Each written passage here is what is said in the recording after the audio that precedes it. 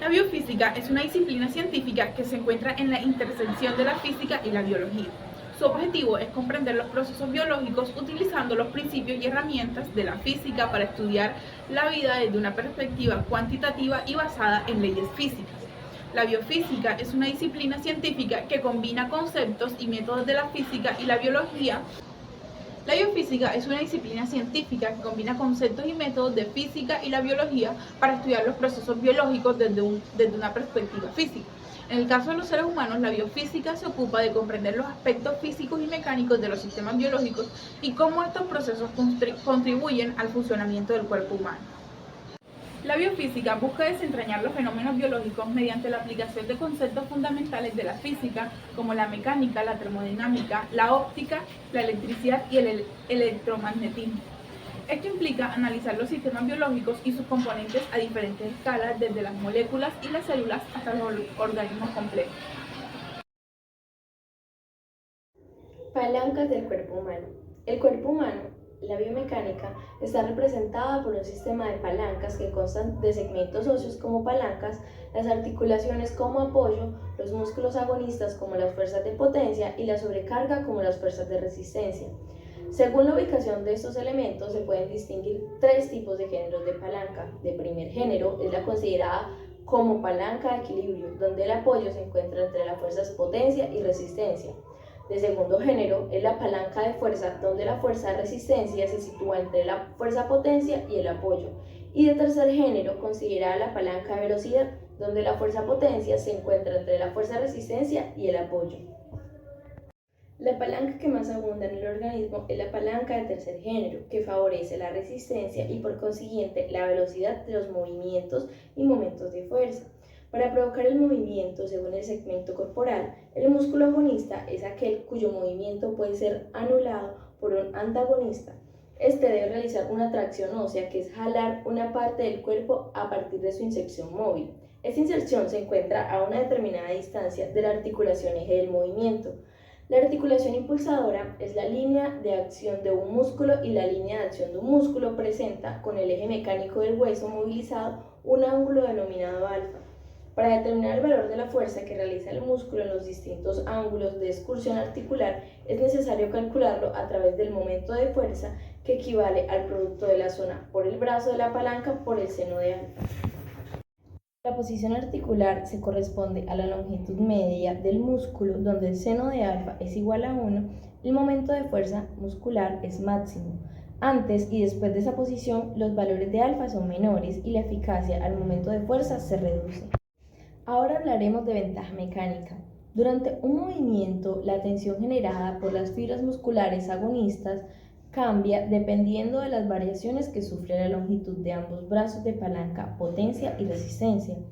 Con una misma resistencia puede presentarse dos situaciones mecánicas diferentes de acuerdo a la situación en la que se encuentran los brazos de palanca.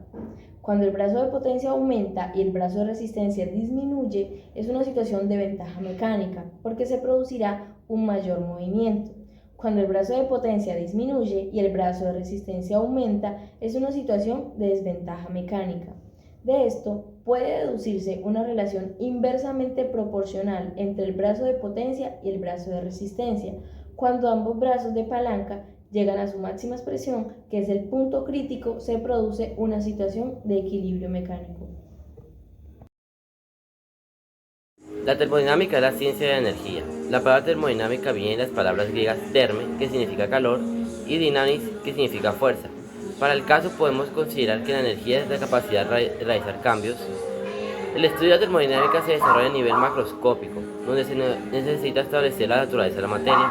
El sistema puede ser descrito con un número reducido de variables extensivas como la entropía, la composición, el volumen, etc., o variables no extensivas como la temperatura, presión, etc. El estudio a nivel microscópico se realiza a través de la termodinámica estadística. Para ello se requiere información molecular y la inclusión de una gran cantidad de partículas y magnitudes. Primera ley de la termodinámica. La energía se conserva. La energía no se puede crearse ni destruirse, solo se transforma. Esto significa que al suministrar una cantidad determinada de calor a un sistema, su cantidad de energía será igual a la diferencia del incremento de su energía interna, más el trabajo efectuado por el sistema sobre sus alrededores. Segunda ley de la termodinámica.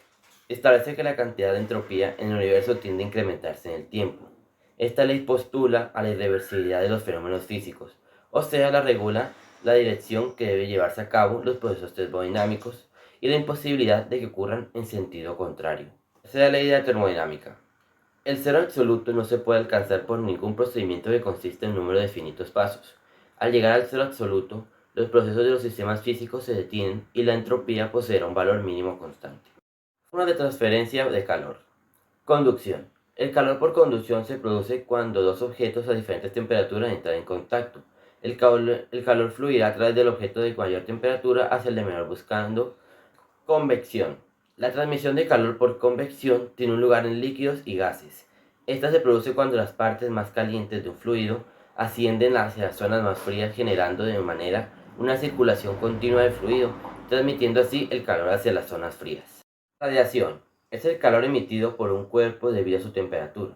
En este caso no existe contacto entre los cuerpos ni fluidos intermedios que transportan el calor. Simplemente por existir un cuerpo a una temperatura mayor que un cuerpo B, existirá una transferencia de calor por radiación de A a un punto B. Sistemas termodinámicos. Los seres vivos presentan un constante flujo de energía porque son sistemas termodinámicos, abiertos ya que continuamente están intercambiando materia, energía e información con su medio ambiente, con el que mantiene un equilibrio dinámico. Mi nombre es Natalia Cadena y hoy les vengo a hablar sobre el corazón como una bomba. La función primordial del corazón es contraerse de forma rítmica y ordenada para generar en las cavidades cardíacas la presión necesaria para enviar un volumen de sangre oxigenado adecuado a las necesidades metabólicas de los tejidos. La función de bomba que ejerce el corazón depende de la contracción y relajación sincronizada de las aurículas y ventrículas y de la función de las válvulas auroventriculares y semilunares que regulan el flujo de la sangre a través del corazón, lo cual se traduce en cambios de presión, flujo y volumen de sangre durante el ciclo cardíaco. El ciclo cardíaco comprende la sucesión de fenómenos eléctricos y mecánicos, así como los cambios de presión, flujo y volumen de sangre que tienen lugar en las cavidades auriculares y ventriculares durante cada latido cardíaco. En el ciclo cardíaco se distinguen dos fases: la diástole, durante la cual las cavidades cardíacas se relajan y se llenan de sangre, y la sístole, durante la cual las aurículas y los ventrículos se contraen, expulsando sangre hacia los ventrículos y hacia la circulación pulmonar y sistémica, respectivamente. En cualquier caso, debemos recordar que el flujo de sangre a través de las cavidades cardíacas está controlado por cambios de presión, pasando de la zona donde la presión es más alta hacia aquella en la que la presión es más baja. Para analizar el ciclo cardíaco se toma como un modelo el corazón izquierdo, aurícula y ventrículo izquierdo, aunque todas las fases se reproducen en el corazón derecho. La imagen muestra los cambios en las presiones del corazón izquierdo y en la aorta, en el volumen ventricular y en el electrocardiograma, así como los ruidos cardíacos que se pueden auscultar durante el ciclo cardíaco. En un individuo sano cuya frecuencia cardíaca en reposo es de 75 latidos por minuto, el ciclo cardíaco dura unos 800 ms, de los cuales 300 corresponden a la sístole y 500 a la diástole. En la imagen se muestran los cambios producidos en la presión auricular y ventricular izquierda, en la presión aórtica, en el volumen intraventricular, en el electrocardiograma y en el fonocardiograma. Explicaremos los principios de la óptica. La óptica es la ciencia que estudia el comportamiento y propiedades de la luz y sus interacciones con la materia. Nosotros nos enfocaremos en las propiedades físicas de las lentes para luego aprender cómo aprovechamos estas leyes en oftalmología. Comenzaremos hablando del índice de refracción, que es un cociente entre la biodiversidad de la luz, del aire y la velocidad de la luz al atravesar un medio transparente. El valor en el aire es 1, por tanto, si la luz atraviesa un vidrio a una velocidad de 200.000 km por segundo, el índice de refracción de este material será de 300.000 km por segundo dividido por 200.000 km por segundo, o sea, 1.5. Por lo tanto, cuando un rayo de luz choca contra una superficie transparente perpendicular a su llegada, penetra en el segundo medio sin desviarse de su trayectoria. Los únicos defectos que acontecen son el descenso de la velocidad de transmisión y una reducción de la longitud de onda. En cambio, cuando el rayo de luz atraviesa una superficie que forma un ángulo, hay un cambio de dirección si los índices de refracción de ambos medios son diferentes entre sí. Los rayos de luz que tenían un índice de refracción de 1 en el aire pasan a 1.5 en el vidrio. El frente de onda, cuando la proporción es alta del haz, sigue viajando a una velocidad de 300.000 km por segundo, mientras que haya penetrado el vidrio lo hace a 200.000 km por segundo. Esto implica que su porción superior se adelanta a la inferior, de manera que enfrente deja de ser vertical y se angula hacia abajo, dando que la dirección con la que viaja la luz siempre es perpendicular al plano formado por el frente de onda. La trayectoria del avance del haz luminoso se inclina hacia abajo.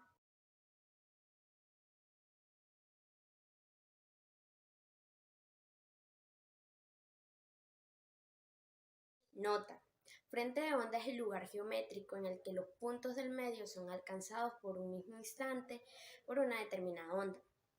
Estación de los rayos luminosos. Al llegar a una superficie, el ángulo se denomina refracción.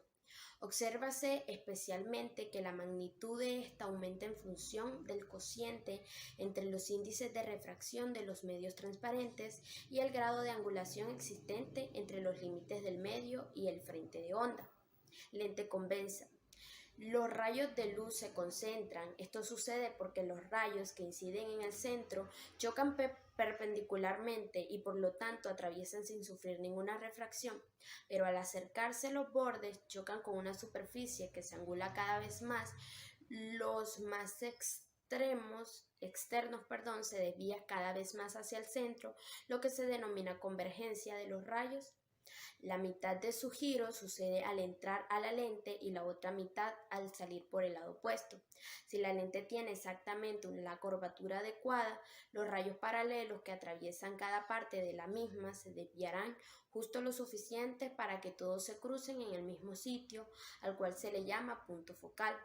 Lente cóncava. Es una lente cóncava, al contrario se dispersan los rayos de luz que entran por su centro, chocan con una superficie que queda perpendicular al haz y por tanto no se refractan, pero en este caso los rayos llegan a los bordes antes que los centrales. Esto es lo contrario de lo que sucede a la lente convexa y da lugar a que los rayos de luz periférico diverjan de las que atraviesan el centro de la lente. Por lo tanto, una lente cóncava provoca la divergencia de los rayos luminosos, mientras que la convexa propicia su convergencia. La distancia a la que converjan los rayos paralelos en el punto focal, como detrás de una lente convexa, se llama distancia focal de lentes. La distancia focal de un haz de luz de forma paralela depende de la convexidad de la lente. En cambio, cuando los rayos de luz son divergentes y pasan a través de la misma lente, la distancia focal es más alejada para que los rayos de luz divergentes tengan la curvatura. Esto significa que es posible concentrar los rayos paralelos en los rayos divergentes a la misma instancia de la lente, siempre que cambie su convexidad.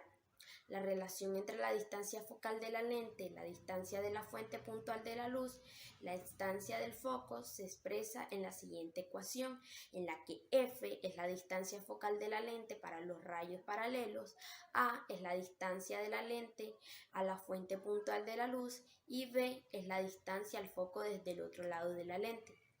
Respecto a la formación de imágenes en lentes convexas, y se colocó el papel a la instancia de enfoque de la lente, se puede ver una imagen del objeto, pero encontraremos que esta imagen está al revés que el objeto original y sus extremos laterales aparecen invertidos.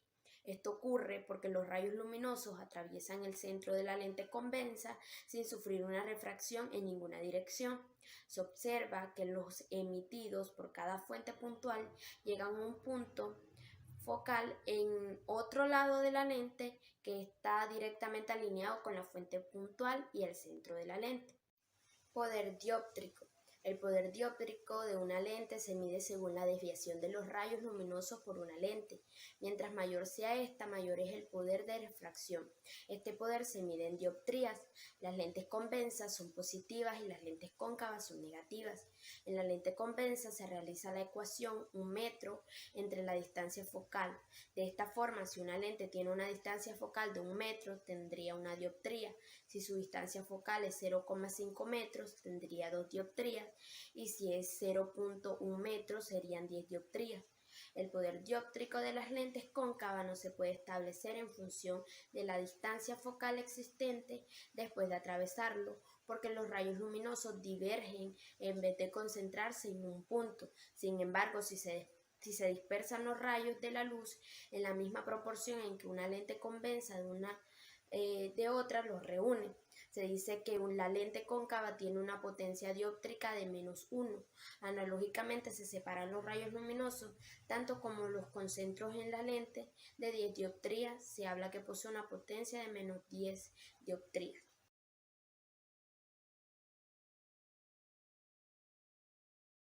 Ahora hablemos del ojo. El sistema ocular de lentes está compuesto por 4 superficies de refracción: la separación entre el aire y la cara anterior de la córnea, la separación entre la cara posterior de la córnea y el humor acuoso, la separación entre el humor acuoso y la cara anterior del cristalino, y por último, la separación entre la cara posterior del cristalino y el humor vítreo. El índice de refracción para el aire es 1, el de la córnea es 1,38, el del humor acuoso es 1,33, el del cristalino es un promedio de 1,4 y el del humor vítreo es 1,34. La óptica del ojo puede simplificarse al sumar todas las superficies oculares de refracción de forma algebraica y tomar el resultado como una sola lente. Esto resulta práctico para realizar cálculos sencillos. En el resultado se considera que existe una sola superficie de refracción con su punto central 17 milímetros por delante de la retina y un poder dióptrico total de 59 dioptrías. Cuando la acomodación del cristalino corresponde a la visión de lejos, de estos la cara anterior de la córnea aporta aproximadamente 2/3 de las 59 dioptrías del poder óptico ocular. Esto sucede por el índice de refracción notablemente diferente al del aire. En los niños, el poder dióptrico del cristalino puede aumentar desde 20 dioptrías hasta 34. Su acomodación es de 14 dioptrías. Para conseguir su forma, cambia desde una lente con una convexidad moderada hasta una lente muy convexa. Otro mecanismo de acomodación relacionado con la cantidad de luz es el diámetro pupilar, que puede aumentar o disminuir en situaciones de poca o mucha luz respectivamente.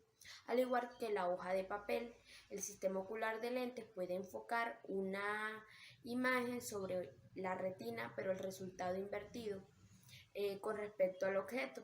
Sin embargo, la mente percibe los objetos en su posición derecha a pesar de su orientación al revés de la retina, debido a que el cerebro está entrenado para considerar como normal una imagen invertida. Audición y ondas. La audición es el proceso mediante el cual percibimos y procesamos los sonidos a nuestro alrededor. Está relacionada con la detección y la interpretación de las ondas sonoras que se propagan en el aire. El sonido es una forma de energía que se produce por vibración de objetos en movimiento. Estas vibraciones generan ondas sonoras que se propagan a través de un medio, como en el aire, el agua o cualquier otro material. Las ondas sonoras son ondas de presión que consisten en regiones de comprensión y rarefacción. La comprensión es una región donde las moléculas del medio están más cercanas entre sí, mientras que las refracciones es una región donde las moléculas están más separadas.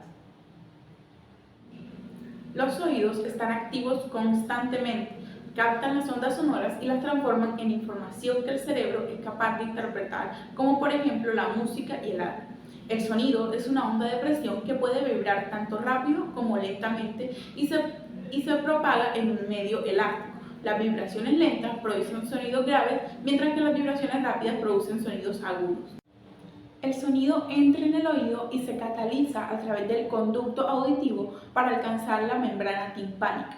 Cuando la membrana timpánica comienza a vibrar, pone en movimiento la cadena osicular del oído medio. La cadena osicular está compuesta por el martillo, el yunque y el estribo.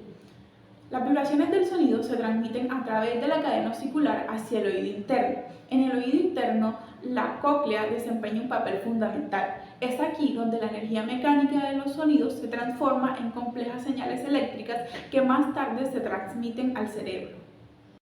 En términos simples, la cóclea es un tubo en forma de espiral lleno de fluido acuoso. Las células sensoriales, también llamadas ciliadas, cubren por completo toda la extensión de la cóclea.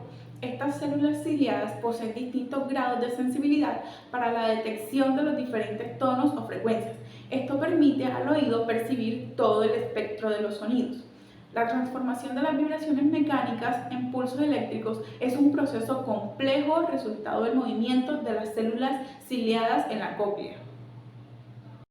Las células ciliadas están dispuestas como las teclas de un piano a lo largo de toda la extensión de la cóclea. Las células ciliadas localizadas en la base o región inferior de la cóclea son responsables de altas frecuencias, mientras que las células ciliadas del ápex o región superior de la cóclea son responsables de las bajas frecuencias. Cuando el fluido de la cóclea se pone en movimiento, provoca a su vez el movimiento de las finas estructuras llamadas cilios de la superficie de las células ciliadas. Estos movimientos causan diferencias de tensión que producen señales eléctricas que se transmiten a través del nervio auditivo hasta llegar al cerebro. El corte auditivo cerebral interpreta esta información como sonido, por ejemplo, como música o como habla.